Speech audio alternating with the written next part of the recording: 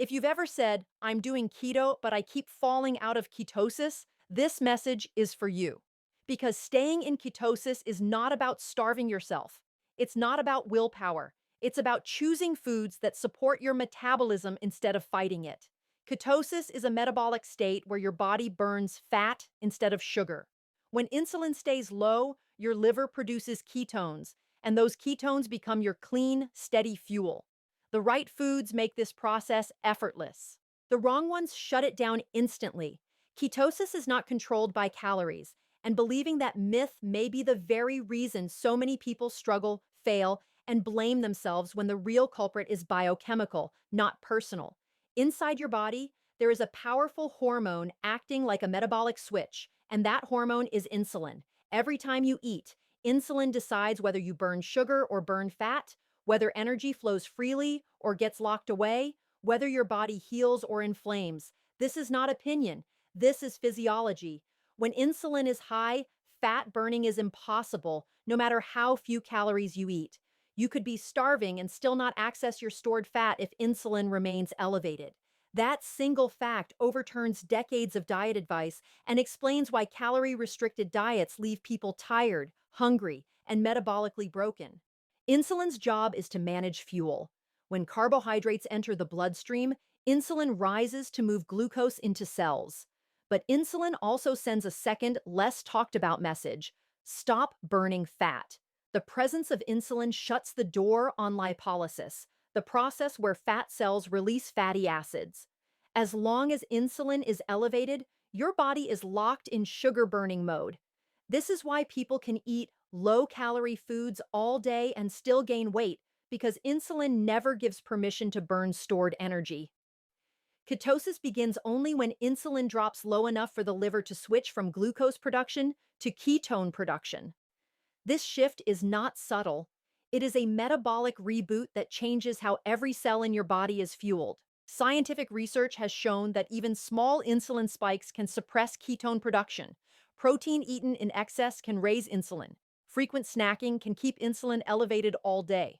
Hidden sugars and refined carbohydrates can knock someone out of ketosis within minutes. Calories do not do this. Insulin does. In controlled metabolic ward studies, participants consuming the same number of calories experienced radically different fat loss outcomes depending on insulin response. Those with lower insulin levels burned more fat, preserved more muscle, and had more stable energy. This is why two people can eat identical calories and have completely different results. The liver is where ketosis is born, and insulin is the gatekeeper. When insulin is low, the liver converts fatty acids into ketones, a clean burning fuel that crosses the blood brain barrier and feeds the brain more efficiently than glucose. Ketones produce fewer reactive oxygen species, meaning less cellular damage and less inflammation. This is why ketosis has been studied for neurological conditions, metabolic syndrome, and insulin resistance. The brain thrives on ketones, but it can only access them when insulin steps out of the way. Here's the shocking part most people never hear. Insulin resistance can exist even in people who look thin. Normal weight does not mean metabolically healthy. Chronically elevated insulin can trap fat inside cells, block access to stored energy, and force the body to depend on constant food intake. This creates the cycle of hunger, cravings, irritability, and fatigue that so many accept as normal. Ketosis breaks that cycle by lowering insulin and restoring metabolic flexibility, the ability to switch between fuel sources effortlessly. When insulin drops, something remarkable happens. Hunger hormones like ghrelin decrease, satiety hormones increase, fat cells release energy. The brain senses abundance instead of scarcity. This is why people in ketosis often forget to eat, not because they are disciplined, but because their biology is finally aligned. Calorie counting cannot create this state. Willpower cannot force insulin down. Only the right foods and timing can. Studies on intermittent fasting, low carbohydrate diets, and ketogenic nutrition all point to the same conclusion. Insulin reduction is the common mechanism behind fat loss and metabolic repair. Fasting works because insulin drops. Keto works because insulin stays low. Removing sugar works because insulin stabilizes. Calories are secondary. They matter only after insulin is controlled. Ignoring insulin is like trying to drain a flooded house without turning off the water supply. Chronic high insulin doesn't just block fat burning, it accelerates aging. Elevated insulin is linked to increased inflammation, oxidative stress, and impaired autophagy, the cellular cleanup process essential for longevity. Ketosis, triggered by low insulin, activates pathways associated with cellular repair and mitochondrial efficiency. This is not about weight loss vanity. This is about metabolic survival in a world flooded with sugar.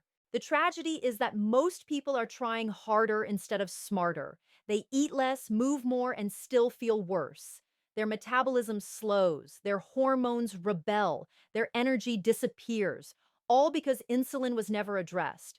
Once insulin is controlled, calories naturally regulate themselves. Appetite aligns with energy needs. The body stops fighting itself. Ketosis is not extreme. What's extreme is asking the human body to function on a constant glucose drip, while insulin stays elevated from morning to night.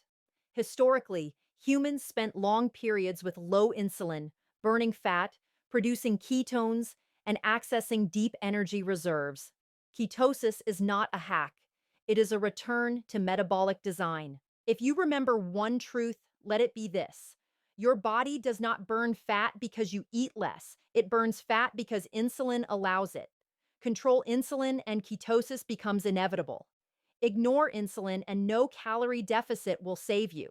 This is the science they don't emphasize, the mechanism behind every successful metabolic transformation, and the reason ketosis, when done correctly, feels effortless instead of exhausting. Staying in ketosis is not about obsession or restriction, and it's not about living on meat and butter alone. It's about understanding a three-part code that controls your metabolism at a cellular level: the right fats, the right electrolytes, and the right timing. Miss even one of these, and ketosis collapses quietly in the background while you wonder why your energy is gone, your cravings are back, and your progress has stalled. Get all three right, and ketosis stops feeling like a struggle and starts feeling like your natural state. Let's begin with fat, because this is where fear has done the most damage. For decades, fat was blamed for heart disease, weight gain, and metabolic illness, while sugar quietly rewired human metabolism. But science tells a very different story. Dietary fat does not spike insulin, and without an insulin spike, fat becomes fuel, not storage. When healthy fats enter the bloodstream, they signal safety to the brain.